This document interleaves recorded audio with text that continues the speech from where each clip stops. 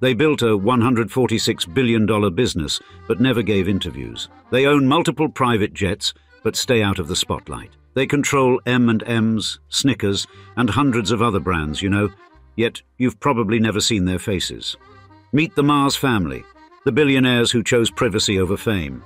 While Elon Musk and Mark Zuckerberg grab headlines, the Mars family have quietly become the second richest family in America. And thus, in today's episode, we uncover the true story of how this secretive family turned chocolate into a global empire, as we describe. The secret wealthy family that hides $146 billion, the Mars dynasty. If you will, allow us to paint you a picture of candy-coated wealth so vast it will literally make your mouth water. The Mars family sits atop a fortune of $146 billion.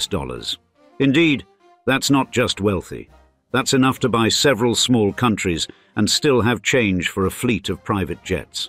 And Jacqueline Mars and John Mars each possess $42 billion, while Forrest Jr.'s 4 daughters share a modest $58 billion between them.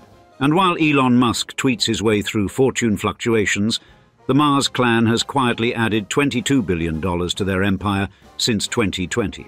Rather impressive for a family whose idea of social media is probably a newspaper from last week. And you might expect people with this kind of money to be living in gold-plated mansions with diamond-encrusted doorknobs. But that's where the Mars family proves they're cut from different cloth. Very expensive cloth, mind you, but different nonetheless. Take Jacqueline Mars's Virginia estate, for instance. A 750-acre horse farm that, from the outside, could pass for any wealthy equestrian's weekend retreat. Except this particular farm has security systems that would make the Pentagon blush and a private landing strip that's seen more G650s than your average regional airport. Speaking of their aircraft collection, the family maintains 3 Gulfstream G650 jets, each worth a cool $65 million. But these aren't your rapper's private jets with gold-plated seat buckles and champagne fountains. These are flying boardrooms, meticulously maintained machines that serve as global command centers for their empire. They're registered through a maze of shell companies, so complex it would give a corporate lawyer a headache. The family's automotive tastes tell us they're not completely immune to life's finer pleasures. Their vintage car collection, valued at north of $100 million, includes pieces that would make any collector weep with envy. A 1957 Mercedes-Benz 300 SL here, a 1963 Aston Martin DB5 there. Each vehicle selected not for showing off at Monaco, but for its craftsmanship and historical significance. Rather like the family themselves, these cars represent old money's greatest virtue. The understanding that true class whispers, it doesn't shout. But the real story isn't in what they own, it's in what they control. Mars Incorporated, their corporate crown jewel, generates $45 billion in annual revenue. That's not just a business, that's an empire that spans from the chocolate bar in your child's lunchbox to the veterinary hospital where you take your beloved pet. They've evolved from mere candy makers to global titans in pet care, food services, and even plant-based proteins. And they've done it all while maintaining a level of privacy that makes Swiss banks look chatty. The current leadership structure is a masterpiece of family control disguised as corporate governance. While Victoria Mars recently graced the chairman's seat, the family operates more like a secretive council of cardinals than your typical board of directors. Every decision, from new product launches to global acquisitions, pass through a complex filtration system of family values and professional management that's about as penetrable as Fort Knox. Think of them as the anti-Musks of the business world.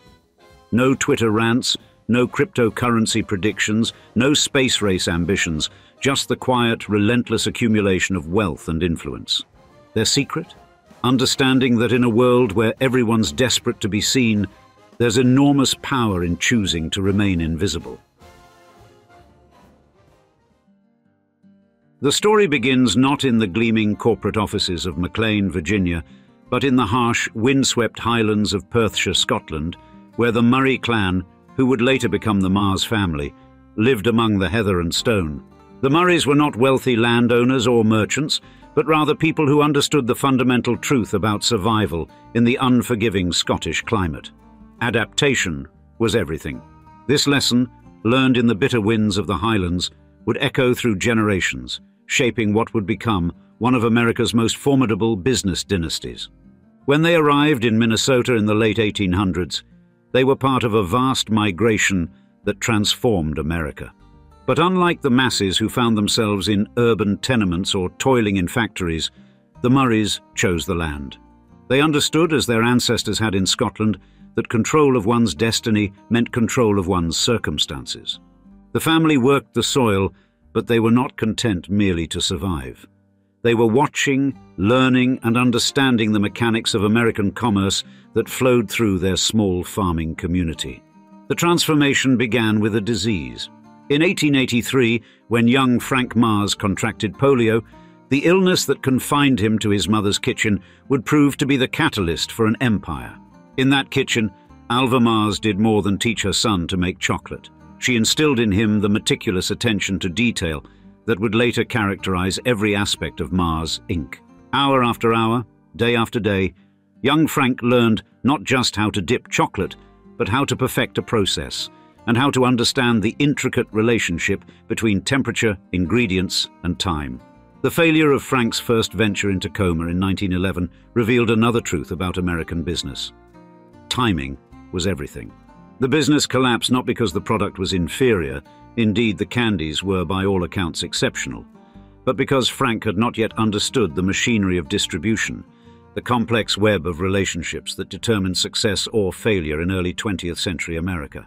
The lesson cost him nearly everything he owned, but like his Highland ancestors, he adapted. When Frank Mars founded Maro Bar Co. in Minneapolis in 1920, he did so with $400 and something far more valuable, an understanding of how American business actually worked. The money came from savings, scraped together dollar by dollar, but the knowledge that had been earned through failure. He had learned that success in America required more than just a good product. It required an understanding of systems and of how things worked beneath the surface. The creation of the Milky Way in 1923 demonstrated this understanding perfectly. Frank Mars had observed that malted milk drinks were immensely popular in drugstore soda fountains across America. But he saw something others missed. Americans were becoming increasingly mobile, increasingly rushed. They wanted their pleasures portable. The Milky Way wasn't just a candy bar, it was a solution to a changing American lifestyle, and it earned $800,000 in its first year, equivalent to more than 13 million US today. The relationship between Frank Mars and his son Forrest Sr. would reshape not just their company, but the very nature of American corporate privacy. Their conflict, which culminated in Forrest Sr.'s departure for Europe in 1932, was more than a family quarrel. It was a clash between two fundamentally different understandings of how business should operate in modern America. Frank Mars believed in the traditional American way, success through public growth and expansion. Forrest Sr., studying European business dynasties during his self-imposed exile, saw something different. The value of opacity, of controlling information as carefully as one controlled manufacturing processes. In the streets of war-torn Europe, Forrest Sr. discovered more than just the inspiration for M&Ms in the chocolate pellets carried by British soldiers. He discovered a different model of corporate control. European family businesses operated behind careful screens of privacy, maintaining iron control over their operations while revealing little to the outside world. This revelation would transform Mars Inc. from a successful American candy company into something entirely different. A mechanism for perpetual wealth accumulation that operated largely outside public scrutiny. When Forrest Sr. returned to America in 1939, he brought with him more than just manufacturing techniques. He brought a new understanding of corporate structure and how to build an organization that could expand while remaining inscrutable to outsiders. The 5 principles he established, quality, responsibility, mutuality, efficiency, and freedom, were more than corporate values. They were a framework for maintaining absolute control while appearing to operate within the norms of American business culture. The transition of control that occurred within Mars Inc. during the 1960s revealed a truth about American family businesses that few understood. Succession was not merely about the transfer of assets. but about the transmission of systems of control. When Forrest Sr.'s children, Forrest Jr., John and Jacqueline, assumed leadership, they did so not through the simple inheritance of shares, but through a carefully orchestrated process that had begun years before, in the quiet boardrooms and private offices where the real machinery of corporate succession operated. Each of the siblings brought distinct capabilities that, when combined, created a mechanism for expansion that would transform their inheritance. Forrest Jr. possessed what employees called the Mars mind, an ability to see patterns in markets years before they emerged. John Mars developed systems of operational control so precise that managers spoke of them with a mixture of admiration and fear. Jacqueline Mars understood something more subtle: the relationship between quality and longevity in family businesses. The siblings' decision to expand beyond confectionery revealed a profound understanding of American consumer behavior. In the post-war years, as Americans moved to suburbs and acquired pets in unprecedented numbers, the Mars family recognized something that would reshape their empire. The same principles that governed chocolate manufacturing, quality control, supply chain management, consumer trust, could be applied to pet food. The acquisition of Calcan Foods in 1968 was not merely diversification, it was the implementation of a strategy that understood how American family life was changing. The mechanics of keeping Mars private required more than just refusing to issue public stock. It demanded the creation of elaborate structures, holding companies, trusts, and private partnerships that functioned as a moat around the family's control.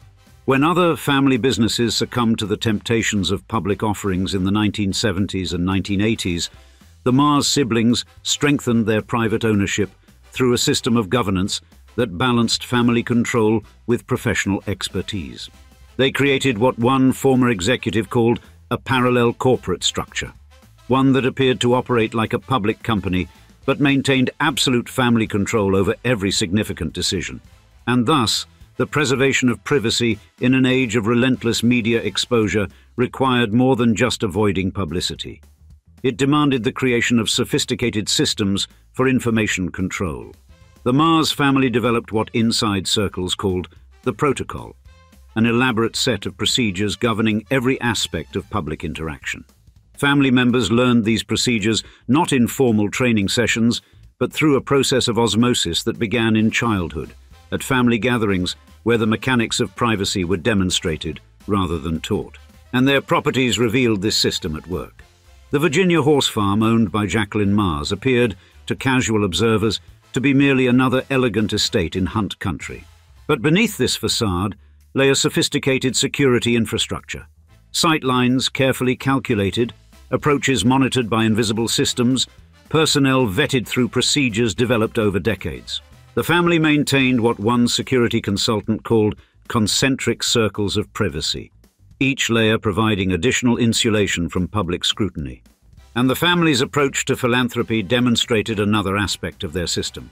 Their charitable foundations operated through what one advisor termed multiple veils, a series of intermediary organizations that allowed the family to direct substantial resources to causes while maintaining absolute opacity about the source of funds. A billion-dollar climate initiative announced in 2020 emerged not through press conferences or public declarations, but through a carefully orchestrated series of private communications with key stakeholders.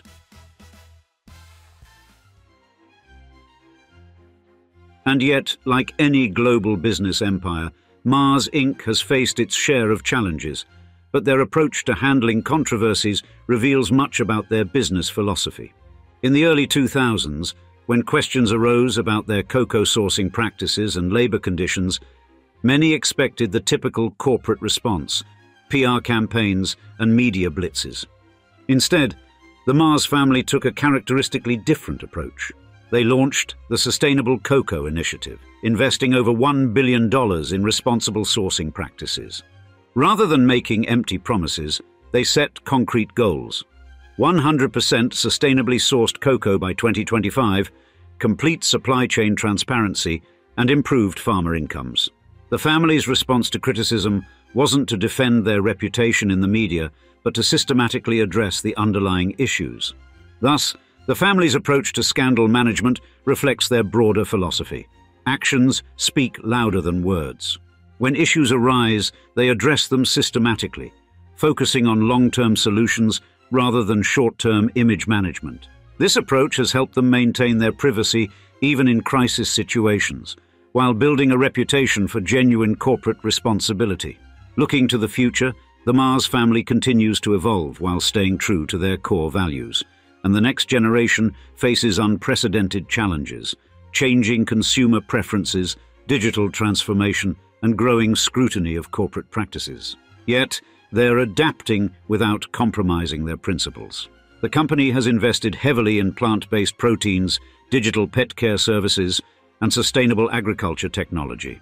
And the family's succession planning is equally methodical. Future leaders must earn their positions through merit, not birthright. They're required to work outside the company, gain real-world experience, and prove their capabilities before joining the family business. Current fourth-generation members have worked in various industries, from consulting to technology, bringing fresh perspectives to the traditional family business. As we reach 2024, the Mars family's story teaches us something profound about power and success in the modern age. In a world obsessed with visibility, they've proven that true influence doesn't need a spotlight. And now, we'd like to see you in the comments. Are you fans of the Mars family's quiet success?